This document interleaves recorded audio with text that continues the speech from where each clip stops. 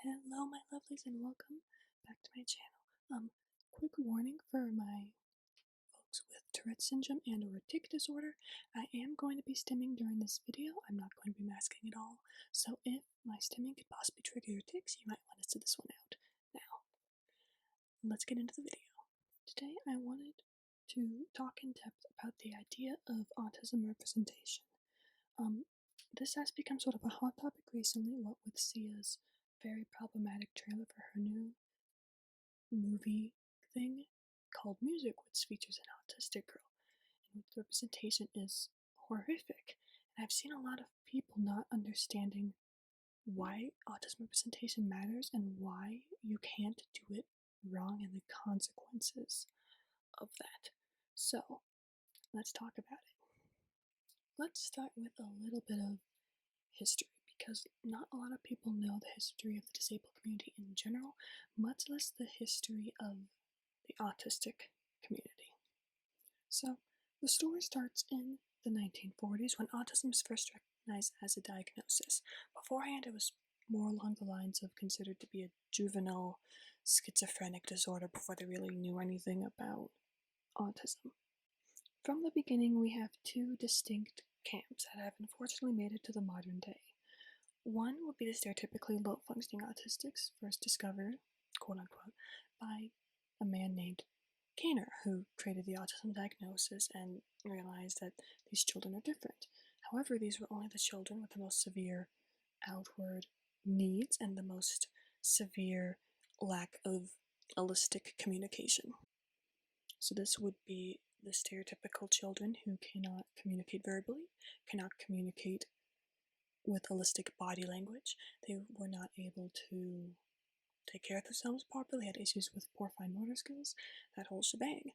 Elsewhere in the world during 1940s Germany, I don't know if I'm allowed to say the word that ends in Z referring to those people, but during that regime, one of those people that worked in Germany at the time discovered what he called Asperger's syndrome. His name was Hans Asperger. He found children that were very similar to Kaner's autistics, however, they were able to communicate effectively with autistics. Because of this, he labeled them as able to work and therefore able to survive the major event that killed a lot of people that 1940s Germany did. That's where we get high functioning and low functioning autism and Asperger's. Autism is the ones who didn't deserve to survive. Asperger's is the ones that this Z doctor decided deserved to live. So already we are off to a rough start. At this time, America has been actively involved in their eugenics movement, which directly inspired the Z cost. You heard that right. Basically, America had a big thing that started with the eradication of disabled people. The belief that disabled people should not reproduce, that they were worthless to society, and that they should be mass sterilized, and other such things. This eventually expanded to include racial minorities, ethnic minorities, but it started with disabled people. After the American public was made aware of the horrors that 1940s Germany did, we stopped actively doing the eugenics movement, but it stayed within the culture for ages. This is when you start to get the age of institutions. This is when children, especially those more on the stereotypically low-functioning side of autism, would be thrown away in a state institution. They would be experimented on, brains literally cut open, tortured, abused, participated in actions not consensually. Autistic people have for decades been through this whole shit. We started our really like the public knowledge of our existence with these two caricatures that were directly meant to define how similar we were to holistic society and whether or not we deserve to live. So that is where we are at. Now let me ask you something. When do you think disabled people got civil rights? If you answered 1967, you'd be wrong. Disabled people were not included in the civil rights movement. We were not included in the Civil Rights Act. disabled people did not get our rights until 1990. It has been only 31 years that disabled people have had some of our rights. We don't have them all yet. Speaking of we don't have all our rights yet, now that we have that background knowledge, let's get more into the present day, the past 20 years. This is when we start to enter the Autism Speaks era. Autism Speaks, for those of you who don't know, is a hate group masquerading as a nonprofit charity. Basically, the past 20 years, Autism Speaks has been hyper-focusing on spreading the idea that autism is an epidemic, that it is worse than death, that it'll destroy your family, it'll cause a divorce, that it has taken your real child away from you, and that we need to find a cure. They have not been contested in this information ever to the scale that they have. They have launched practical propaganda campaigns against the autistic existence, and yet they haven't apologized, they haven't tried to counteract the harm that they've done, and there hasn't been any sort of counter movement as public as Autism Speaks' movement was to undo all of this harm that they have caused.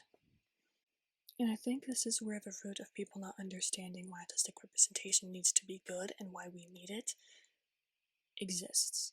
They don't recognize the history, and they don't recognize what autistic people have to go through today. Because if you didn't learn that history, you just assume that ableism is over. Hell, people don't even know that ableism exists sometimes, which is the discrimination against disabled people. If they do know about it, they assume it ended back in the 50s, but the thing is, it is still so prevalent today. Disabled people can legally be paid cents an hour, way below the minimum wage, and all. I looked at it's from this Fair Wage Act from the 20s that never got rebuked because they don't care about us. Surprise, surprise. But I looked at the actual form that you need to do as an employer to say, to request the ability to pay a disabled worker less than minimum wage, and you just have to say, they worked this much and they produced this much.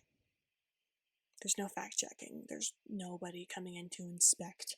It's just the employer says it and that's it, and the process to get that undone is ridiculous. You can't find information on it easily. I had to search for literally an hour to find any information on how to contest an employer getting those results. And if you have someone with a mild intellectual disability who's working, they can't do that on their own. Most people wouldn't even try to do that on their own.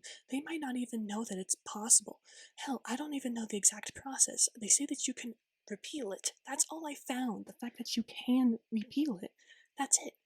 Like, this is some crazy stuff that disabled people have to go through. I mean, hell, if there's a disabled person and an able-bodied person, who both need ventilators, they will always go for the non-disabled person. There's an autistic kid, a autistic kid, they will always go for the autistic kid.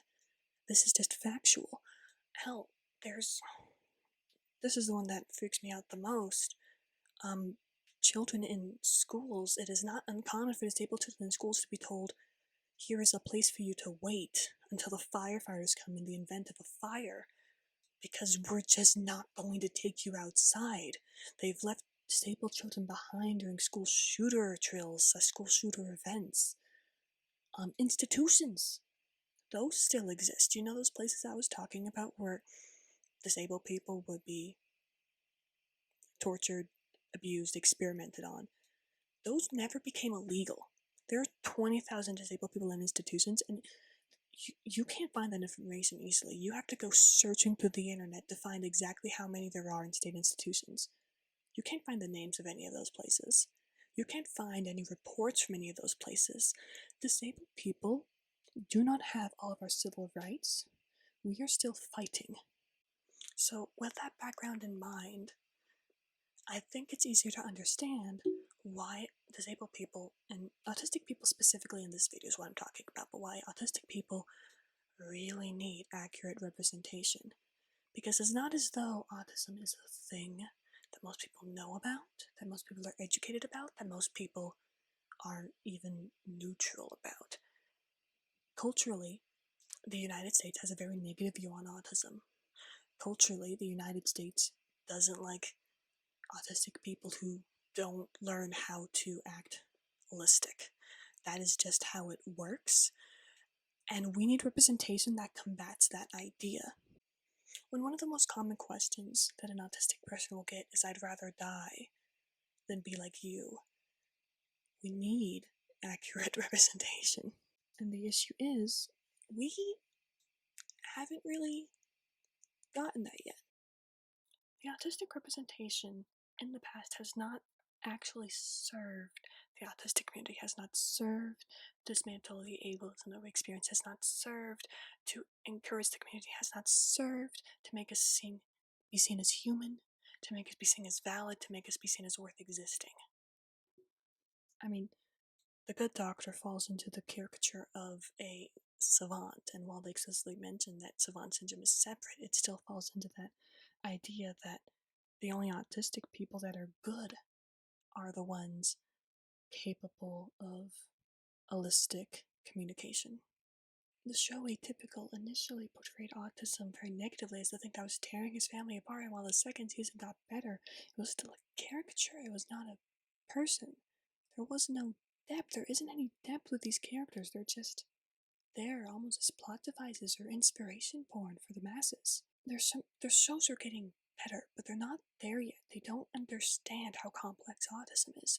They don't portray that accurately. They don't portray the negatives of autism as something that just is, not something that's bad, something that just is, something that you can get through. And when we're talking about representation, we also have to be incredibly mindful how we represent the people most commonly villainized by holistic society.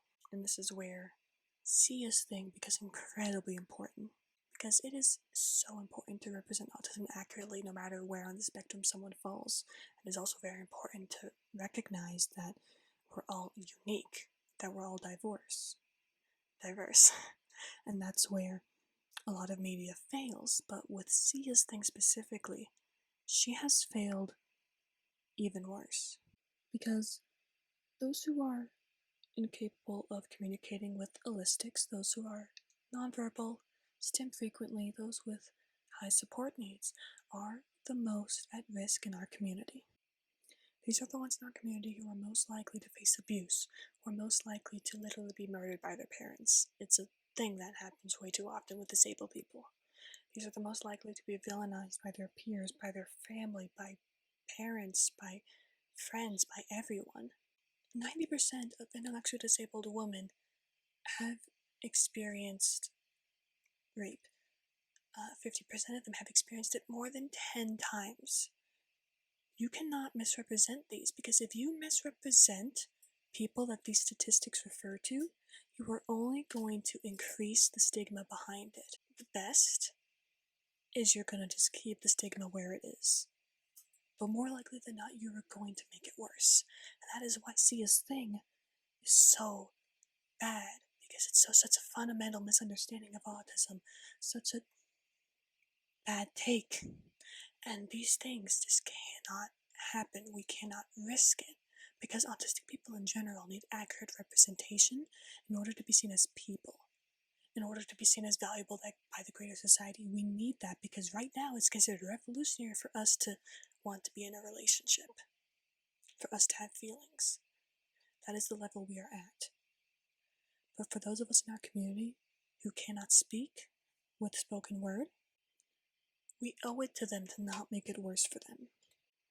That's why representation is so important for autistic people, but especially for those who can't not act holistic in any way, shape, or form. Because it's not a matter of individual preference. It's not a matter of, oh, you can ignore this. Autism representation is a matter of actively undoing all the harm that our community has gone through for decades. Actively undoing the harm that we currently go through, actively making us be seen as human, actively making us be seen as complex individuals, which we are often not. Representation for us isn't just being able to relate to someone on screen.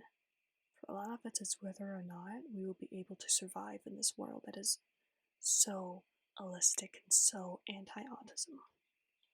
Anyway, I think that's going to be it for today's video. I hope that rambling made some sense, and I hope it helped some of you watching recognize why we need representation to be accurate, and why media, especially Sia's movie, is at best unhelpful and at worst harmful.